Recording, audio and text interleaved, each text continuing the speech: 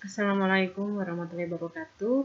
Saat ini saya akan coba menjelaskan mengenai inovasi pembelajaran klinik bedside teaching secara online.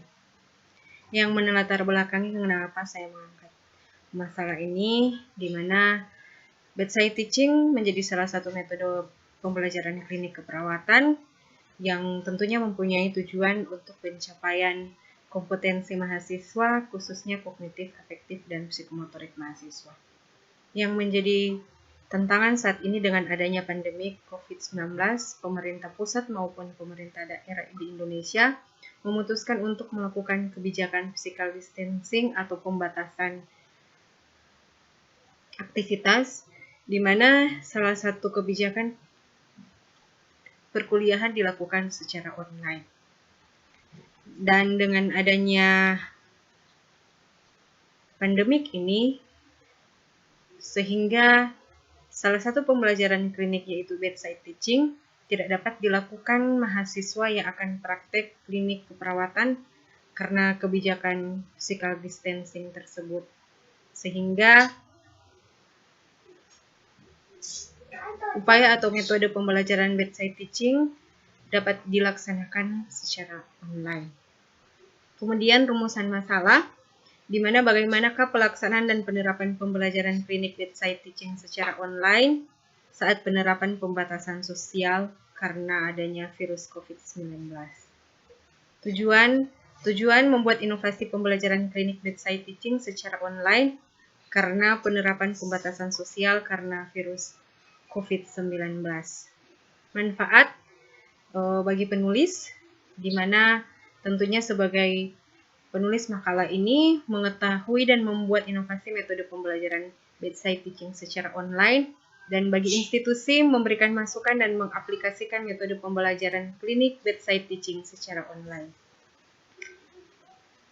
Bedside teaching adalah suatu proses pembelajaran klinik dari peserta didik menghadirkan pasien, dilaksanakan dalam 2 siklus, yaitu siklus pengalaman dan siklus penjelasan menurut Cox 2003. Kemudian menurut Nur Salam, bedside teaching merupakan suatu metode pembelajaran yang dilakukan di samping tempat tidur klien yang terdiri dari mengkaji kondisi klien dan pemenuhan asuhan keperawatan. Tujuan bedside teaching tentunya mengumpulkan dan merekam semua informasi tentang pasien, kemudian melakukan pemeriksaan fisik, melakukan prosedur keterampilan, menafsirkan data yang didapatkan sesuai dengan keadaan pasien, memecahkan masalah secara ilmiah dan profesional, mengembangkan keakraban dengan tim kesehatan lainnya, mengembangkan sikap yang tepat untuk pasien dan petugas kesehatan yang lain, mengumpulkan pengetahuan kesehatan yang faktual, dan memperoleh sikap positif untuk belajar mandiri. Hal yang harus dimiliki oleh seorang pembimbing atau preseptor yaitu mendorong mahasiswa berpartisipasi aktif di dalam kegiatan, tentunya di dalam memberikan asuhan keperawatan kepada pasien, menekankan pembelajaran pada fokus pemecahan masalah, kemudian terintegrasi klinis dan ilmu dasar, batasi mahasiswa berdiskusi saat melakukan tindakan, tentunya ini agar supaya pasien dapat mempercayai tindakan yang dilakukan oleh mahasiswa. Menjadi teladan yang baik bagi hubungan interpersonal dengan pasien, dan seorang preseptor juga mengajarkan kepada mahasiswa untuk tetap berorientasi pada kasus pasien dan menunjukkan sikap positif terhadap ajaran atau apa yang sudah dibahas bersama.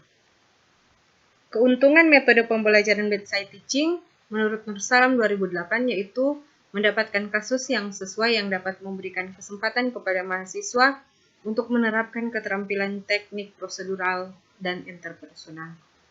Kemudian menumbuhkan sikap profesional, mempelajari perkembangan biologis maupun fisik, dan melakukan komunikasi pengamatan langsung kepada pasien. Yang menjadi kekurangan di mana dosen dan pembimbing klinik harus mempunyai persiapan. Jika mahasiswa kurang persiapan fisik dan psikologis, maka tentunya pasien tidak akan merasa memiliki rasa kepercayaan kepada mahasiswa yang akan melakukan asuhan keperawatan.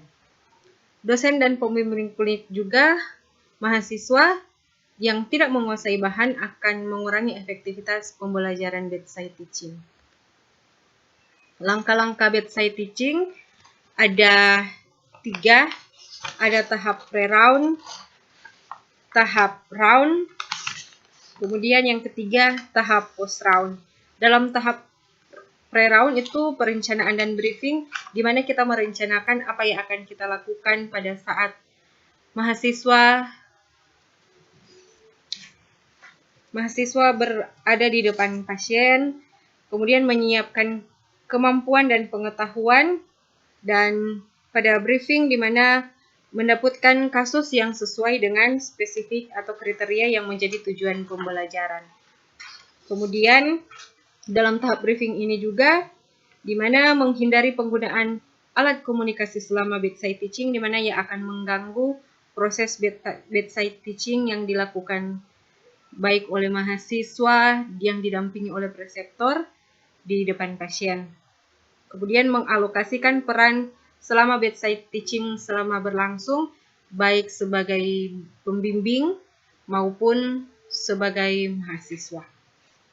Pada tahap yang kedua yaitu tahap round, di mana di sini akan memulai bedside teaching, tetapi tentunya sebagai mahasiswa yang akan melakukan tindakan perlu didampingi oleh preseptor atau pembimbing untuk memperkenalkan diri, begitu juga di saat akan berinteraksi dan di saat akan observasi dengan keadaan pasien dan keterampilan yang akan dilakukan, dan tentunya seorang preseptor memberikan instruksi kepada mahasiswa, kemudian membantu untuk menyimpulkan, menarik kesimpulan apa yang terjadi selama interaksi dengan pasien. Pada tahap post-round ada 3 tahap, ada debriefing, reflection and feedback, working knowledge, dan education. Debriefing di mana proses ini dimulai dengan meminta masukan dari pasien dan mahasiswa. Kemudian reflection and feedback di mana memberikan kesempatan kepada mahasiswa untuk menilai dirinya sendiri dan memberikan umpan balik oleh preseptor. Working dan knowledge education di mana mahasiswa didampingi dan preseptor untuk menyiapkan pembelajaran selanjutnya dan menganalisa kasus yang sudah ditemukan. Dan yang menjadi inovasi yaitu bedside teaching secara online, di mana pembimbingan dilakukan secara online dan institusi pendidikan menyiapkan video atau audio visual berhubungan dengan kasus sesuai dengan tujuan pembelajaran klinik. Kemudian dilakukan telekonferensi antara mahasiswa dengan dosen sesuai dengan aplikasi yang disiapkan institusi pendidikan dan melakukan penilaian terhadap pasien berdasarkan video kasus yang sudah disiapkan. Untuk video kasus yang akan digunakan direkam sesuai dengan tujuan pembelajaran klinis dan tentunya ini harus mendapatkan persetujuan oleh pasien, di mana pasien harus menandatangani inform consent atau lembar persetujuan. Tujuan bedside teaching ini sesuai dengan menjadi latar belakang dan tujuan, di mana bedside teaching ini dilakukan sesuai dengan peraturan pemerintah yaitu pembatasan sosial karena adanya pandemi COVID-19 sehingga bedside teaching dilakukan secara online. Tahapan untuk bedside teaching online, di pre-bedside teaching perencanaan, institusi pendidikan menyiapkan cara online untuk proses pembelajaran klinik online. Misalnya bisa melalui e-learning system maupun aplikasi-aplikasi yang ada, misalnya seperti Zoom. Institusi pendidikan menyiapkan video pasien berhubungan dengan kasus sesuai dengan tujuan pembelajaran klinik.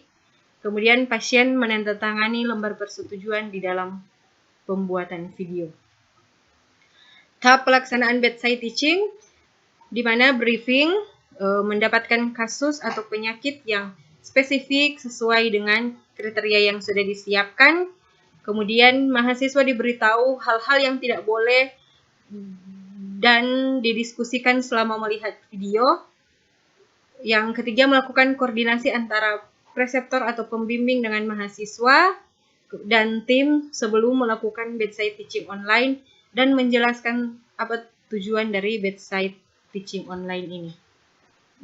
Yang keempat, mengalokasikan peran sebagai preseptor dan mahasiswa selama bedside teaching online berlangsung. Tahap round di mana preseptor memasukkan video yang berhubungan dengan kasus yang sudah disiapkan melalui aplikasi yang digunakan. Kemudian preseptor atau pembimbing melakukan bimbingan secara online kepada mahasiswa dan saat melihat video yang disiapkan untuk mengkaji sampai evaluasi pasien ini sesuai dengan kasus yang diberikan.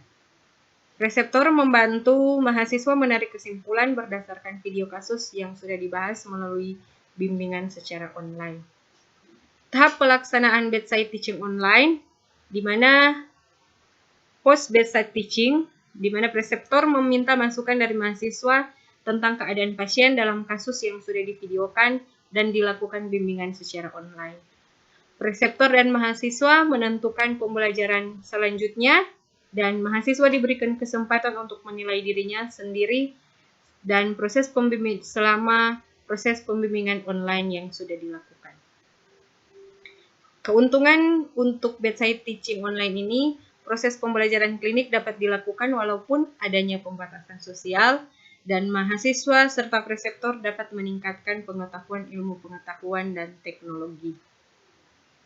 Yang menjadi kerugian di mana mahasiswa untuk kemampuan skill atau keterampilan kurang karena tidak berhadapan langsung dengan pasien. Kerugian juga di mana tidak semua institusi memiliki kemampuan biaya untuk menyiapkan video dan aplikasi. Dan inovasi pembelajaran klinik bedside teaching ini saya ambil dari berbagai sumber. Terima kasih, kiranya ini boleh bermanfaat. Assalamualaikum warahmatullahi wabarakatuh.